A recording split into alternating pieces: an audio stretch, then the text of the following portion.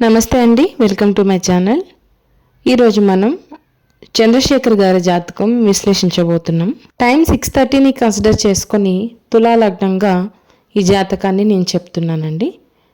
ఇచ్చిన డీటెయిల్స్ ప్రకారం మీది మిథున రాశి, ఆరుద్ర నక్షత్రం 4వ పాదం, తులా లగ్నం అంటే శనిపాలిత లగ్నం కిందకు వస్తుంది. మీది జననకాల మహాదశ, రాహు మహాదశ. పాపగ్రహాలు సూర్యుడు, గురువు, కుజుడు, కేతువు. శుభగ్రహాలు శని, శుక్ర, బుధ, రాహు, చంద్రులు. రాహు మహాదశలో జన్మించారండి. ఇది మీకు శుభగ్రహ దశే. అది మంచి విషయంగా మనం చెప్పచ్చు, ఎందుకంటే రాహు బలం అనేది లైఫ్ లాంగ్ మీకు ఉంటుంది.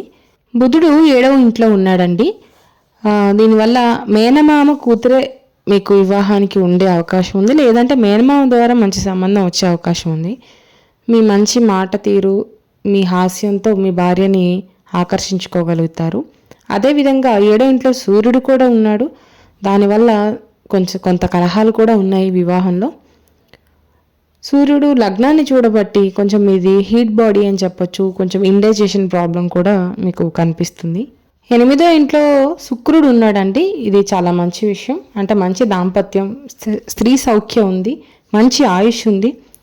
అంటే జనరల్గా 8th హౌస్లో శుక్రుడు ఉంటే మగవాళ్ళు అయితే ఆడవాళ్ళు, ఆడవాళ్ళు అయితే మగవాళ్ళు, అంటే ఆపోజిట్ జెండర్ని ఎక్కువగా అట్రాక్ట్ చేయగలుగుతారనమాట. అంటే స్త్రీలు కొంత ఆకర్షితులు అవుతారు మీ పట్ల. 2వ ఇంట్లో శని ఉన్నాడండి. ఇది కూడా చాలా మంచి విషయం. అది శని 2వ ఇంట్లో ఉండి 8వ ఇంటిని చూస్తున్నాడు. అంటే శని ఆయుష్ కారకుడు. 8వ ఇల్లు అనేది ఆయుష్ స్థానం. ఆయుష్ కారకుడైన శని 8వ ఇంటిని చూడడం అనేది మంచి ఆయుష్ ఉందని చెప్పచ్చు. గురువు 5వ ఇంట్లో ఉన్నాడండి. అలాగే గురు దశ కూడా మీకు చిన్నప్పుడే వచ్చింది. దానివల్ల విద్యలో ఆటంకాలు లేదా విద్య అనేది యావరేజ్గా మీకు రావడం, అంటే ఒక 50% మీకు స్టడీ ఉంది అని చెప్పచ్చు. కొంచెం సరైన గురువు దొరకపోవడం వల్ల కూడా మీకు ఇలాంటి సమస్యలు ఏర్పడే అవకాశం ఉంది. సంతానంలో ఇబ్బందులు, కొంత ఆలస్యం. అంటే గురుదశ అయిపోయింది కాబట్టి కొంత ఎఫెక్ట్ అనేది తగ్గిపోతుంది. అంటే పాపగ్రహ దశ చిన్నప్పుడు అయిపోవడం ఇప్పుడు ప్రస్తుతానికి మేలని చెప్పచ్చు. అంటే విద్యా సమయంలో విద్యాకారకుడైన గురువే పాపగ్రహంగా 5వ ఇంట్లో ఉండడం వల్ల విద్యలో ఆటంకాలు కనిపిస్తున్నాయి. అలాగే గురువు లగ్నాన్ని చూడడం వల్ల కూడా చిన్నప్పుడు ఎక్కువగా ఇమ్యూనిటీ లో ఉండడం వల్ల చిన్న హెల్త్ ఇష్యూస్ ఆ పర్టికులర్ గురుదశలో మీరు ఫేస్ చేసి ఉంటారు. మనీ విషయానికి వచ్చేసరికి శని 2వ ఇంట్లో ఉండడం వల్ల మీకు అవసరానికి ధనం చేతిలో లభిస్తుంది.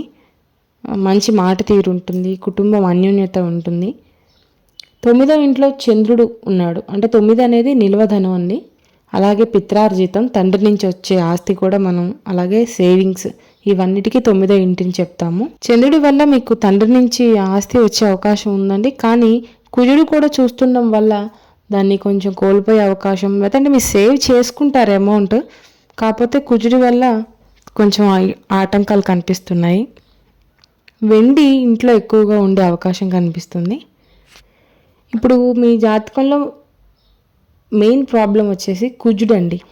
కుజుడు 3వ ఇంట్లో ఉన్నాడు. దానివల్ల ధైర్యోత్సాహాలు తగ్గడం, నిలువధనం కోల్పోయే అవకాశం, తమ్ముళ్ళు చెల్లెళ్ళు ఉన్నట్లయితే వాళ్ళ వల్ల ఇబ్బందులు ఎదుర్కోవడం, కొంత మానసిక చింత, కొంచెం రుణాలు ఉండే అవకాశం, అంటే అప్పులు ఉండే అవకాశం కనిపిస్తుంది. కుజుడు వల్ల మీరు ఏదైనా పని చేయాలనుకున్నా దాన్ని ధైర్యంగా ముందడుగు వేయలేకపోవడం.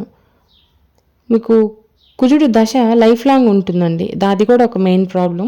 అంటే ఆయన ఎఫెక్ట్ మీకు లైఫ్ లాంగ్ ఉంటుంది. కొంచెం కుక్కల చేత కరవబడే అవకాశం, ఎత్తైన ప్రదేశం నుంచి కింద పడి కాళ్ళు చేతులకి చిన్న దెబ్బలు తగిలే అవకాశం. కానీ ఎటువంటి ప్రాణాపాయం ఉండదు, ఎందుకంటే 8లో ఎంతో పవర్ఫుల్ అయిన శని శుక్రుడు ఇద్దరు కలయిక ఉంది. మీకు ఆయుష్కి ఎటువంటి ఆటంకం లేదు. కాకపోతే ఈ కుజ దశ మీకు లైఫ్ లాంగ్ ఉంటుంది కాబట్టి ఈ విషయాల్లో మీరు జాగ్రత్త పడడం చాలా ముఖ్యం. అలాగే కుజుడు వృత్తి స్థానాన్ని, అంటే 10వ స్థానాన్ని కూడా చూస్తున్నాడు. దానివల్ల వృత్తిలో ఆటంకాలు, మీ పై అధికారుల వల్ల మీకు ఇబ్బందులు, మీకు కష్టానికి తగ్గ గుర్తింపు రాకపోవడం అనేది క్లియర్గా కనిపిస్తుందండి. కుజుడు, సూర్యుడు, కేతువుకి మీరు రెమెడీస్ చేసుకోవాలండి. నేను చెప్పిన ఎంతవరకు మ్యాచ్ అయినాయి అన్నది మీరు నాకు కామెంట్ రూపంలో తెలుపగలరు. నాకు నమ్మకం ఉందండి. కాకపోతే జాతకం చెప్పించుకున్న వాళ్ళు ఎంతవరకు మ్యాచ్ అయిందని చెప్తే వేరే వాళ్ళకి కూడా జ్యోతిష్యం విలువ ఏంటనేది అర్థమవుతుంది. ఒకవేళ ఇవి మ్యాచ్ అవ్వలేదంటే మాత్రం మీకు మేబీ వృశ్చిక లగ్నం అయి ఉండొచ్చు. అలా అయితే వివాహంలో చాలా సమస్యలు కనిపిస్తున్నాయండి. మీరు ఏ విషయం అన్నది కామెంట్ రూపంలో తెలియచేయండి. నా ఛానల్ని మీ ఫ్రెండ్స్ అండ్ ఫ్యామిలీ మెంబర్స్కి షేర్ చేయండి. Thanks for watching. Please do subscribe to my channel.